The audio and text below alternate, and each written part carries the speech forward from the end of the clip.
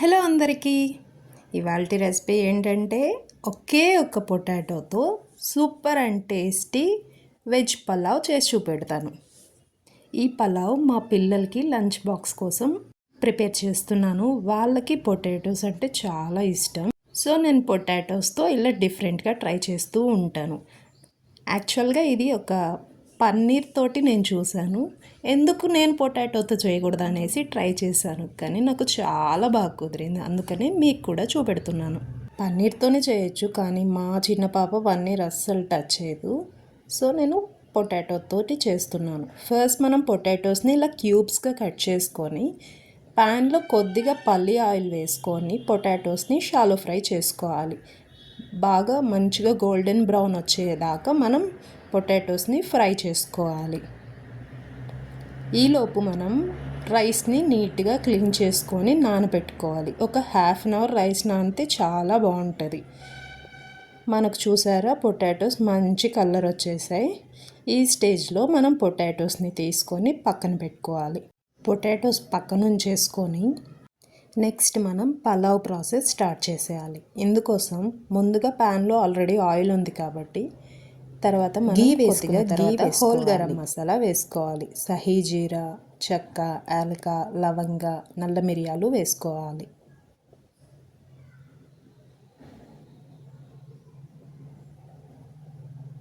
సహీ జీరా,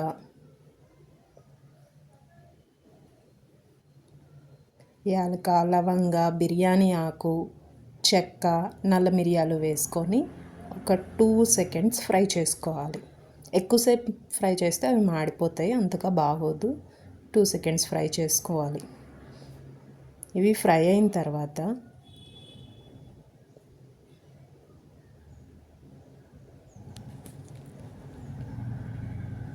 సన్నగా కట్ చేసుకున్న ఉల్లిపాయలు వేసుకోవాలి. ఉల్లిపాయల్ని మంచి గోల్డెన్ బ్రౌన్ వచ్చే వరకు ఫ్రై చేసుకోవాలి.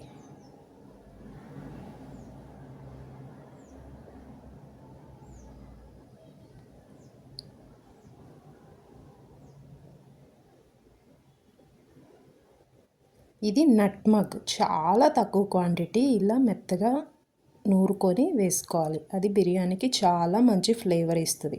మనం ఎటువంటి గరం మసాలా వేయని కూడా అవసరం ఉండదు, అది ఒకటి వేస్తే చాలు. తర్వాత మనం ముందుగా ఫ్రై చేసి పెట్టుకున్న పొటాటోస్ వేసుకొని ఆనియన్స్లో మిక్స్ చేసుకోవాలి.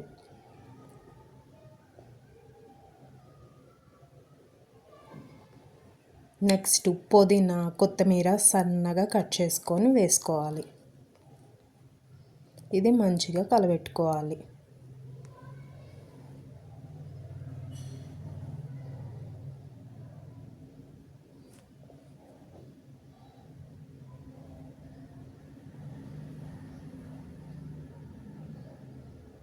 చూసారా ఎంత కలర్ఫుల్గా కనిపిస్తుందో.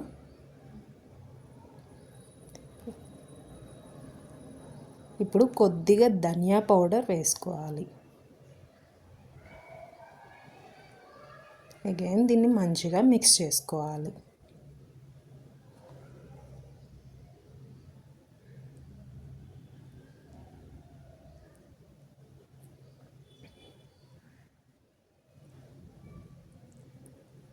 ఒక చిటికెడు గరం మసాలా వేసుకుంటున్నాను.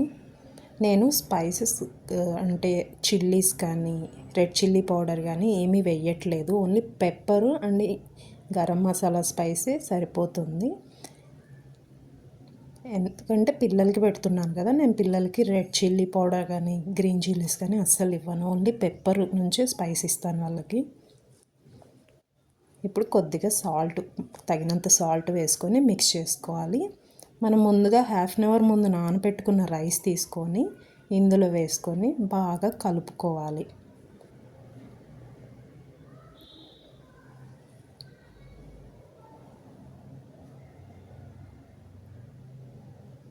ఈ రైస్ని మనం బాగా రోస్ట్ చేసుకోవాలి. ఎంత మంచిగా రోస్ట్ అయితే ఫ్లేవర్ అంత బాగుంటుంది. మనం ఇలా ఫ్రై చేస్తున్నప్పుడే ఆ గీ ఫ్లేవర్ మనకు బాగా తెలుస్తుంది. మనకు ఓల్డ్ రైస్ అయితే ఇంత నీట్గా వస్తుంది, పొడి పొడిగా వస్తుంది అన్నమాట. చూసారా ఎంత మంచిగా అనిపిస్తుందో. ఇప్పుడు కాసేపు లిడ్ క్లోజ్ చేసేసి అలా వదిలేసేయాలి. తర్వాత నేను కొద్దిగా గీ వేస్తున్నాను. గీ వేసుకొని మళ్ళీ కాసేపు అలా ఫ్రై చేసుకోవాలి. ఈలోపు మనం పక్కన హాట్ వాటర్ వేడి చేసుకోవాలి.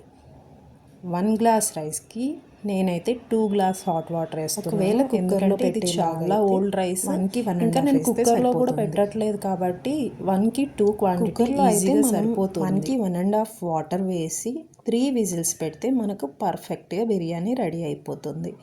ఇప్పుడు నేను మరగబెట్టుకున్న వాటర్ ఇందులో వేసి మంచిగా కలుపుకుంటున్నాను. ఈ స్టేజ్లో మనం సాల్ట్ ఒకసారి చెక్ చేసుకొని తక్కువైనట్లయితే కొంచెం యాడ్ చేసుకోవాలి.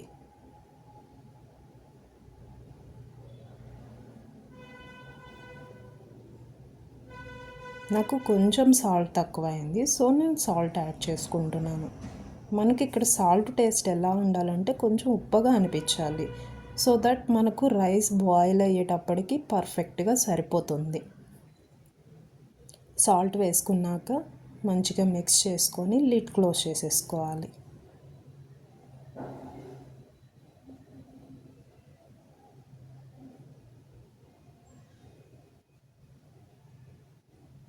నేను మధ్యలో ఒకసారి తీసి మిక్స్ చేశాను.